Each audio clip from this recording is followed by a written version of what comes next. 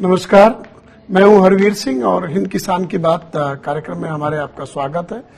असल में देश को हम लोग मानते हैं कि हम भारत जो है वो कृषि प्रधान देश है और लेकिन देश की इकोनॉमी बदल रही है, समाज बदल रहा है और देश भी शायद बहुत तेजी से बदल रहा है। ऐसे में लगता है कि कृषि क्षेत्र कहीं पीछे छूटता हुआ जा रहा है। हम लोग दावा कर रहे हैं कि किसानों की आमदनी दोगुनी करेंगे, कृषि को मॉडर्न करेंगे, एडवांस करेंगे और डिजिटलाइज करेंगे। बहुत बड़ी बड़ी बातें हो रही हैं और इस वक्त देश में कृषि क्षेत्र में बड़े बड़े फैसलों का दौर चल रहा है। कहीं आर्थिक सुधार हो रहे हैं, कहीं मार्केटिंग सुधार हो रहे हैं और टेक्नोलॉजी का भी रिवॉल्यूशन होने की बात हो रही है। लेकिन अगर हम बात करें कृषि क्षेत्र को तो उसे जब संसाधनों की बात आती है तो उसको कहीं पीछे छोड़ दिया जाता है और अगर किसी क्षेत्र में जरूरी संसाधन उपलब्ध नहीं होंगे तो वो तरक्की कैसे करेगा।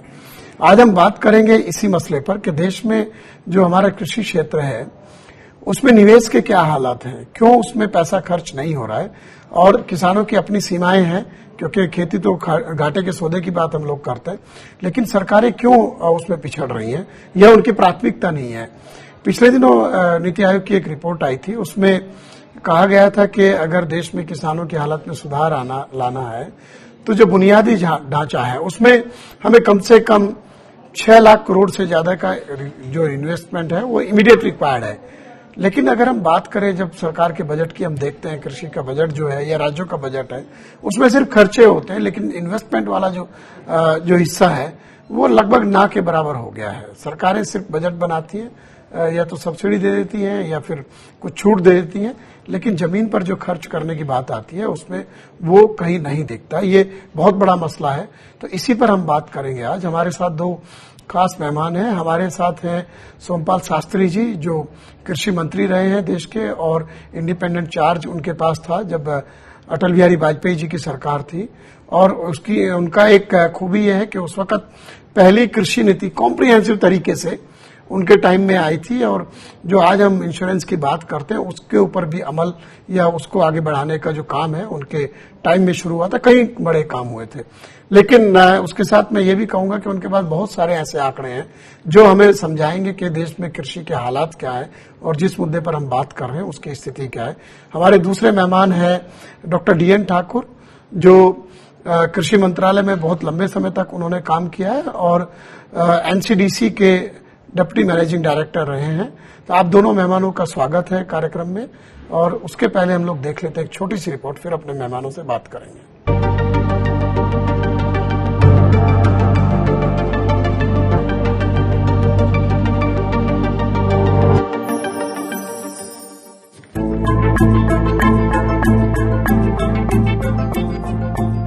खेती आज भी घाटे का सौदा माना जाता है।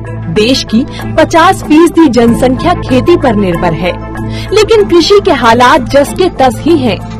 खेती में निवेश आखिरकार क्यों जरूरी है, इसे ऐसे समझने की कोशिश करते हैं।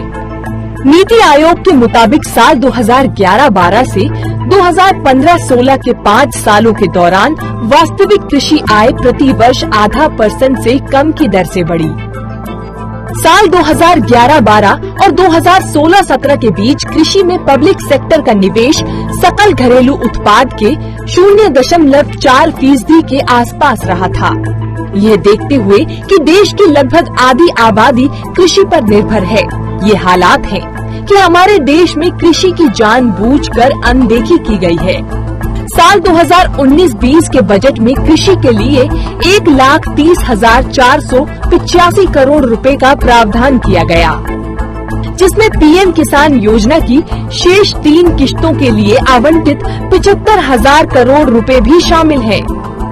वहीं साल 2020-21 में कृषि के लिए 1,42,767 करोड़ रुपए का प्रावधान था, जिसमें फसल बीमा योजना 14,000 करोड़, किसानों को अल्पावधि लोन के लिए ब्याज सब्सिडी 18,000 करोड़ और PM किसान सम्मान निधि योजना 75,000 करोड़ का प्रावधान है। अब सवाल ये भी है कि बिना कृषि में निवेश किए किसानों की आमदनी दोगुनी किए जाने का वादा कैसे पूरा होगा? क्या किसानों की मौजूदा हालत देश के कृषि नीति के साथ साथ विकास नीति की विफलता नहीं है? Bureau report, Swaraj express.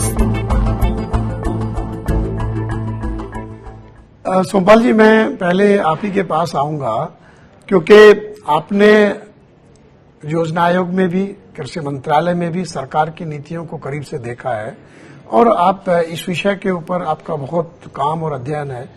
तो जिस मसले पर हम लोग बात कर रहे हैं कि जो कृषि क्षेत्र में जितना निवेश चाहिए, क्या वो दिखता है कहीं? हमें आंकड़े इस बात को कहीं साबित करते हैं कि एग्रीकल्चर में कहीं इन्वेस्टमेंट हो भी रहा है?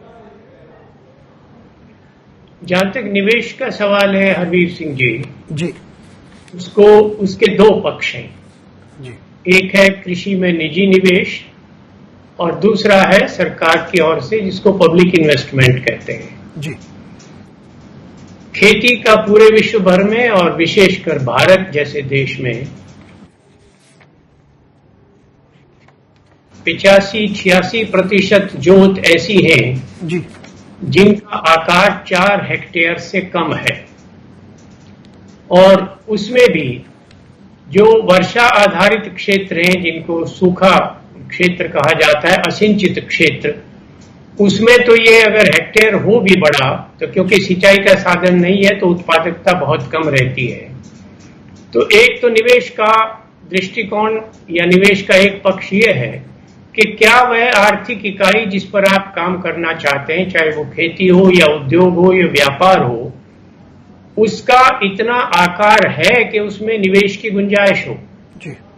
और दूसरा ये कि जो उसका स्वामी है, उसका जो ओनर है, उसका जो मालिक है, उसके पास उतनी बचत होती है कि नहीं निवेश हो। क्योंकि निवेश का अर्थ है कि जो आपका चालू खर्च है, किसी भी इकाई का आप देख लीजिए, चाहे सरकार का हो, व्यक्ति का हो, परिवार का हो, समाज का हो या किसी क्षेत्र का हो, उसमें जो अपने दैनिक खर्चे हैं उनमें से जब बचत होती है, बचत से निवेश होता है। बिल्कुल। तो ये तो निवेश की उपलब्धता का सवाल है। दूसरा पक्ष आता है कि उस निवेश को करके कुछ उसमें से आपको वापस मिलेगा कि नहीं, जिसको रेट ऑफ रिटर्न कहते हैं। तो करीब 86% इकाइयां तो ऐसी हैं जो आर्थिक दृष्टि से लाभकर हैं ही नहीं जी। उसके बावजूद जहां तक निजी निवेश का सवाल है तो किसान का वो अपना एक स्वार्थ है और उसके जो एक, जिसको अंग्रेजी में इकोनॉमिक्स की भाषा में ड्राइविंग फोर्स कहते हैं, ड्राइविंग एलिमेंट या ड्राइविंग कंसिडरेशन, तो हर एक व्यक्ति चाहता है कि मेरी हालत सुधरे, मैं अपने व्यवसाय से ज्यादा कमाऊं, तो वो अपना करते ही हैं, चाहे वो मशीनरी खरीदें, चाहे उस पर सिंचाई का संसाधन विकसित करें या कुछ करें। परंतु पूरे विश्व भर में, जैसा मैंने पहले कहा, और भारत में खास तौर पर जी। ऐसी स्थिति है कि किसान हमेशा से ही सबसिस्टेंस लेवल पर रहा है, उसके पास कोई बहुत बड़ी बचत या पूंजी नहीं रहती निवेश करने के लिए, इसलिए उसमें सरकारी निवेश की आवश्यकता रहती है। तो अगर आप भारत का इतिहास देखें, चाहे वो ब्रिटिश शासन काल का भी देखें, जब वो छोड़कर गए थे तो आपके ध्यान है विश्व भर में सबसे बड़ी सिंचाई व्यवस्था भारत के पास थी 22 मिलियन हेक्टेयर, अब वो करीब 85 या 90 मिलियन हेक्टेयर तक पहुंच गई है। परंतु सवाल इस बात का है कि सरकारी निवेश के अगर आंकड़े आप देखें जी, तो 70 के दशक में करीब 22-23% कैपिटल फॉर्मेशन, पूंजी विनिर्माण खेती में होता था, खेती के उत्पाद के अनुपात के रूप में, यानी जितना खेती का उत्पादन होता था, आय होती थी, उसका 22-23% निवेश होता था।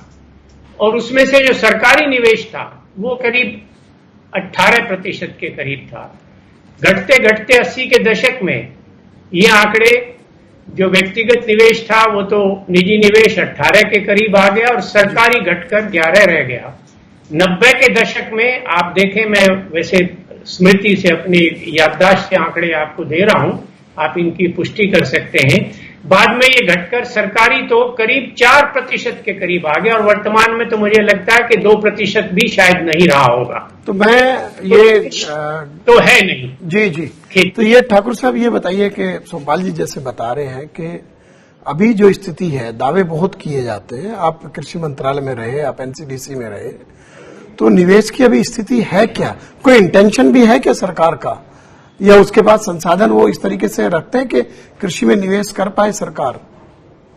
क्योंकि दो पहलू हैं, जैसे सोमपाल जी ने कहा कि किसान की तो मजबूरी है, वो कहीं से बचा के कोशिश करता है, कोई ट्रैक्टर खरीद ले, कोई ट्यूबवेल लगा ले, क्योंकि उसको कोशिश है कि कुछ ज्यादा उसके पास आ जाए अगले साल। लेकिन जो असली जिम्मा है वो तो सरकार का है, वो निभा पा रही है क्या?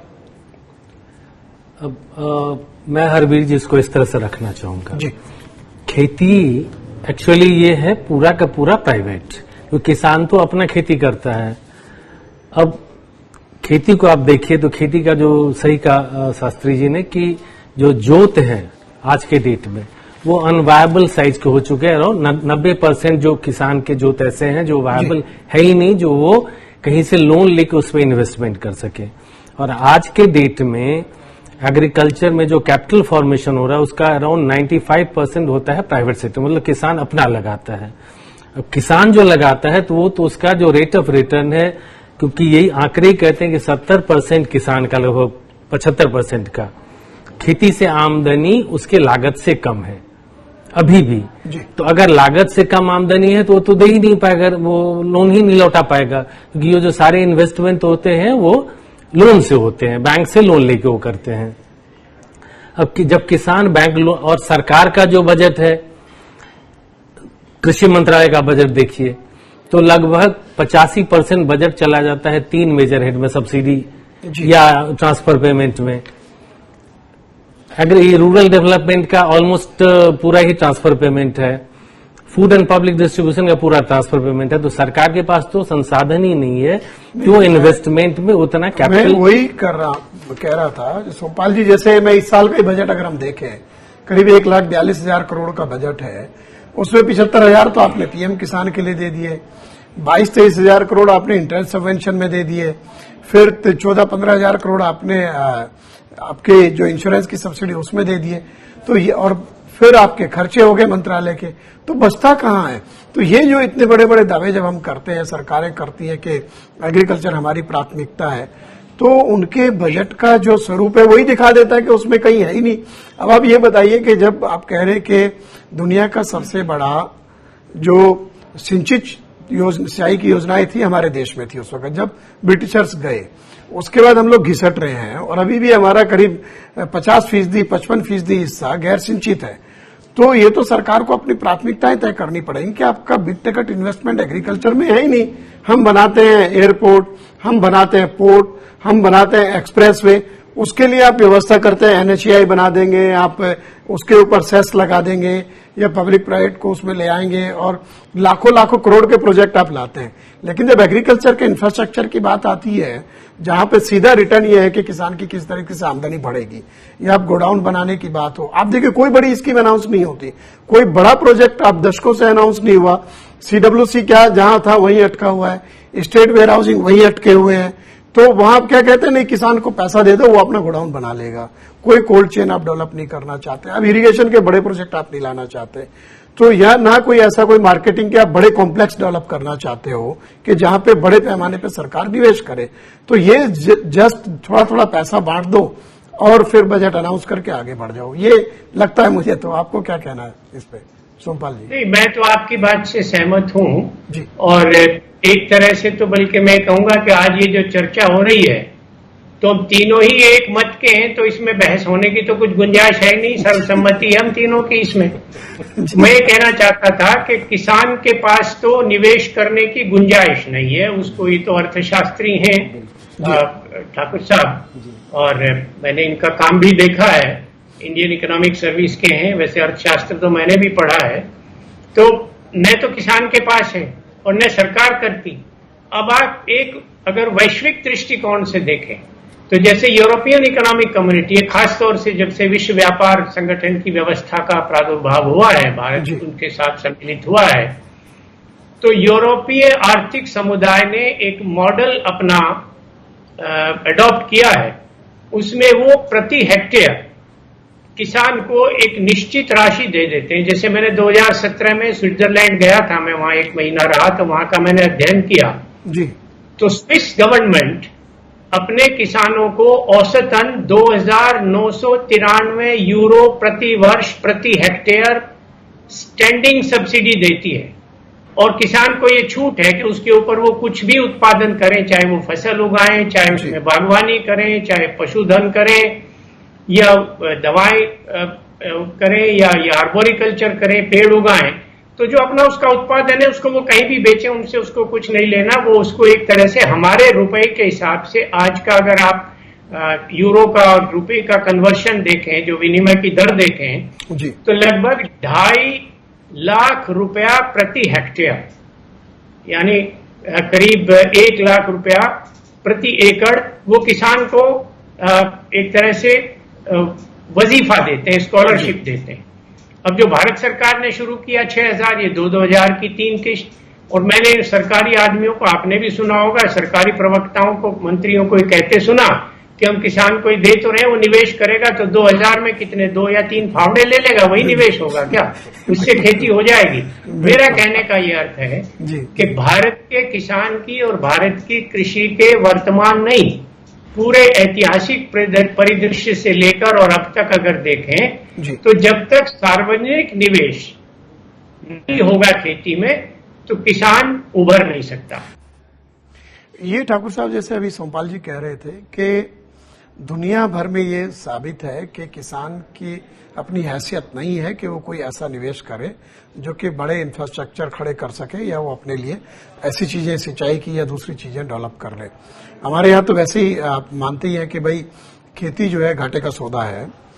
तो ये क्या नीतिगत स्तर पर हम लोग इतना ये इसकी सोच ही बंद हो गई है कि हमें कुछ उस तरीके का काम करना है, कोई चर्चा ही बंद हो गई है कि सरकार इसके ऊपर खर्च करे और किसानों को मदद करे, क्योंकि कुछ ऐसे मसले हैं वो सिर्फ सरकार कर सकते हैं, किसान थोड़ी कर पाएगा।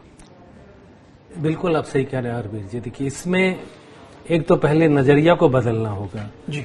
या तो ये हाफ में, अभी जैसे सरकार का पूरा जो फोकस आपने देखा होगा ये है कि आप बैंक से लोन लीजिए, इंटरेस्ट सबवेंशन हम दे देंगे, चाहे जो भी इंफ्रास्ट्रक्चर की भी स्कीम आ रही है तो वो है लोन फोकस्ड। अब जब लोन होगा तो जैसे सर ने कहा कि पहले तो उसकी वायबल साइज चाहिए, हर चीज का एक आइडियल साइज होता है ऑपरेशन का, जो हमारे किसान के पास है ही नहीं। तो उसको या तो साइज में लाइए, उसको फार्मर को इंसेंटिवाइज कीजिए कि उस तरह से आए। वो चीज अभी कर तो रही है सरकार, लेकिन अब जैसे एफपीओ है, एफपीओ इज वन वे, या फार्मर का कलेक्टिव, जिससे फार्मर की वायबल साइज आ सकती है। तो हमारे पास जो एफपीओ थे, ट्रेडिशनल कोऑपरेटिव भी एफपीओ है, अगर आप देखिए कलेक्टिव भी थे कोऑपरेटिव, हमारे पास एसएचजी है, उसको हमने मरने दिया। अब एक नया मॉडल लेके आ रहे हैं कि एफपीओ फार्मर प्रोड्यूसर ऑर्गेनाइजेशन बना लो, उसमें फिर हम क्या कर रहे हैं तो इंसेंटिव दे रहे हैं बनाने के लिए। इसमें चाहिए जो फार्मर की ग्रुप बनती है, जो कहीं भी ग्रुप बनती है, तो उसमें चाहिए मोरलिटी और आपसी ट्रस्ट इंपॉर्टेंट होता है। कुछ पैसे से कोई ग्रुप वायबल नहीं बन पाता। नतीजा क्या हुआ, 8,000 एफपीओ जो अभी तक भी बने उसमें हार्डली 300 एफपीओ काम कर रहे हैं। तो जब तक हम आइडियल साइज एक प्रॉपर, या तो अगर लोन ही लेना है तो छोड़ दीजिए आप, let it be loan focused जी। 20 मिल में जो गारंटी कर रही है कि भाई इंफ्रास्ट्रक्चर फंड में लोगे तो गारंटी हो जाएगी, बाकी लोन की गारंटी नहीं है। सारी सब्सिडी सरकार पूल कर ले एक जगह इकट्ठा, और यूनिवर्सल गारंटी कर देना बैंक लोन का कि भाई किसान जो बैंक से कर्जा लेगा, ठीक है, सरकार खत्म कर दे पूरा इन्वेस्टमेंट, सब्सिडी देना भी बंद कर दे, लेकिन जो फार्मर के लिए बजटेड है साल का 5-7 लाख करोड़, वो अलग करके एक फंड बना देना कॉमन, उससे पूरी गारंटी कर दे बैंक लोन का। बैंक का अगर रिस्क खत्म हो जाएगा तो बैंक फ्रीली लोन देगी। लेकिन जो हाफ बेक्ड अप्रोच है, आग लगे तो कुआं खोदने वाला, कि अभी चलो ये प्रॉब्लम है तो अभी कर लेते हैं, इससे तो मेरे ख्याल से कैपिटल फॉर्मेशन नहीं होने जा रहा है। तो यही जो आपने बात कही है कि जो कैपिटल फॉर्मेशन की जो रिक्वायरमेंट है कि भाई पैसा लगे निश्चित रूप से और कुछ बड़े काम हो, और उसके बाद तो ये एक तो इसमें सोमपाल जी बड़ा इंटरेस्टिंग है कि आंकड़े ही नहीं मिलते अब तो सरकार के पास। जो एग्रीकल्चर स्टैटिस्टिक्स की ईयरबुक निकलती थी, हम ढूंढ रहे थे, बड़ी मुश्किल से हमें 2017 की मिली, और उसमें जो है 2016 के आंकड़े हैं। तो ये अब तो ये मतलब अगर कोई ढूंढे भी कि भाई आपने क्या किया और क्या आप करना चाहते हैं और उसका नतीजा क्या दिख रहा है, बाकी उसके ऊपर अब बात ही नहीं होती। जब आंकड़े ही नहीं होंगे तो कैसे बात करेंगे। तो आपने जो ग्रोस कैपिटल फॉर्मेशन के जो आंकड़े शुरू में बताए थे, तो उस तरीके के आंकड़ों की अब शायद जरूरत भी नहीं समझी जा रही, कि जैसे कि सबको लोन दे दो। और अभी क्योंकि हम लोगों ने चर्चा भी इसलिए की कि हाल फिलहाल आप तमाम सारे आपने ऑर्डिनेंस निकाले कि हम रिफॉर्म लेके आ रहे हैं। फिर ये अभी 1 लाख करोड़ का एग्रीकल्चर इंफ्रास्ट्रक्चर फंड जो है, अब फंड कहने से लगता है जैसे सरकार 1 लाख करोड़ खर्च करने जा रही है और बहुत बड़े बड़े काम होने वाले हैं। लेकिन अब उसने कहा कि 2 करोड़ रुपए तक का कर्जा आप दे दीजिए किसानों के समूह को या किसान को, और उसमें वो कुछ कर लेगा, प्रोसेसिंग बना लेगा, गोडाउन बना लेगा, कुछ वाहन खरीद लेगा। तो ये जो पीस मील में है, और बड़ी बड़ी इसमें हेडलाइन जनरेट हो जाती हैं कि साहब 1 लाख करोड़ सरकार ने दे दिया, हमने अनाउंस कर दिया और बातें भी हो गई, किसानों को भी समझा दिया। तो ये जो एक धारणा इस तरह की हो गई, तो वो धारणा से तो काम नहीं चलेगा। हरवीर सिंह जी, कई मुद्दे आपने उठा दिए। एक तो आपने वाक्य कहा कि चर्चा बंद हो गई जी किसान। ऐसा नहीं है, चर्चा तो खूब है जी, बल्कि चर्चा तो बंद होनी चाहिए, होना चाहिए चिंतन और काम। चर्चा तो बहुत की जाती है हर एक बात को। जहां तक प्रचार तंत्र का सवाल है, इतना बड़ा प्रचार तंत्र और बिना किसी बात को प्रचार तंत्र के माध्यम से लोगों के गले के नीचे उतारना, इतना बड़ा प्रचार का, प्रचंड प्रचार का कार्यक्रम तो कभी किसी सरकार ने नहीं चलाया जितना वर्तमान में चल रहा है। तो चर्चा तो खूब चलती है, पर वास्तविक मुद्दे पर नहीं चलती, नकली मुद्दों पर चलती है। जो 1 लाख करोड़ रुपया दिया, कोल्ड स्टोर आप जानते हैं, आप भी किसान हैं, मैं भी जानता हूं, जितने भी कोल्ड स्टोर हैं, जो वर्तमान क्षमता है कोल्ड स्टोर की वही नहीं भरती, वही खाली पड़ी है। कौन बनाएगा, किसको बेवकूफ बना रहे हैं हम? जब तक मांग ही नहीं है उसकी रखने को, उसमें कुछ है नहीं तो क्या रखेंगे? तो एक तो ये है कि विचार इस पर होना चाहिए हरवीर सिंह जी कि सरकारी निवेश कैसे हो, एक, और किसान की जो प्रॉफिटेबिलिटी है, जो उसके मुनाफा होने की बात है, जो ठाकुर साहब ने भी कहा कि उसकी इकाई जो है वायबल हो और लाभकर हो जाए, इसका कैसे, इसके ऊपर क्या विचार किया जाए। एफपीओ का जहां तक सवाल है, आपने सही फरमाया कि मरने नहीं दिया कोऑपरेटिव को। आप थोड़ा सा ठाकुर साहब, मैं संशोधन करूंगा आपके वक्तव्य में, उसको जानबूझकर सरकारी तंत्र के अनावश्यक हस्तक्षेप के द्वारा मारा गया, उसका मर्डर किया गया। और अगर कोऑपरेटिव को आप एक अगर preferred way of business organisation मानते, जो कि उसको मानना चाहिए था दूसरे बिजनेस से, तो उसको तो लेवल प्लेइंग फील्ड नहीं, बल्कि उसको तो एक दूसरी तरह का स्पेशल प्लेइंग फील्ड होना चाहिए था उसके लिए। हुआ उल्टा, उसमें सरकारी हस्तक्षेप इतना हुआ। अब फिर उसके बाद सेल्फ हेल्प ग्रुप आया, अब उसका तीसरी जो है पुरानी बोतल में नई शराब डालकर उसका नाम रख दिया आपने एफपीओ। एफपीओ में भी यही है कि जब तक सरकारी आदमी नहीं होगा, उसके नियम नहीं बनाएगा, उसकी कमेटी नहीं बनेगी, उन्हीं में वो उलझ कर रह जाता है। और भ्रष्टाचार में मैं करीब 400 इकाइयों को हरियाणा में ऐसी जानता हूं, हरवीर सिंह जी आपको बता सकता हूं कि 2 सीए चार्टर्ड अकाउंटेंट्स ने मिलकर एफपीओ बना लिए और उसका सारा पैसा उस सब्सिडी का उसमें कैनलाइज करके पिछले 1-1.5 साल में वो खा गए। आप चाहें तो मैं आपको विवरण दे दूंगा उनको। तो ये को भी जानता हूं, उनके दफ्तर भी जानता हूं। ठाकुर साहब, जैसे सोमपाल जी ने कहा, सर मैं भी क्या करेगा, थोड़ा समय कम है, जैसे 3-4 मुद्दे रखे। एक तो पब्लिक इन्वेस्टमेंट तो सरकार ही करेगी, मतलब है ही पब्लिक इन्वेस्टमेंट का मतलब सरकार का खर्च।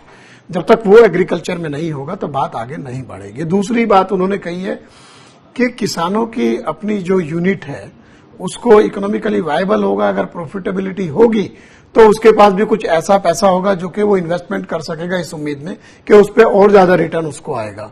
तो ये दोनों काम तो मुझे होते नहीं दिखते। आप बताइए कि ऐसा कैसे हो कि इस तरफ सरकार आगे बढ़े। देखिए हरबीर जी, अभी हमें वास्तविकता को मानना होगा कि अब जितनी रिक्वायरमेंट है एग्रीकल्चर सेक्टर में कैपिटल फॉर्मेशन की जी, वो सरकार की जो बजटरी पोजीशन उसमें नहीं हो पाएगी।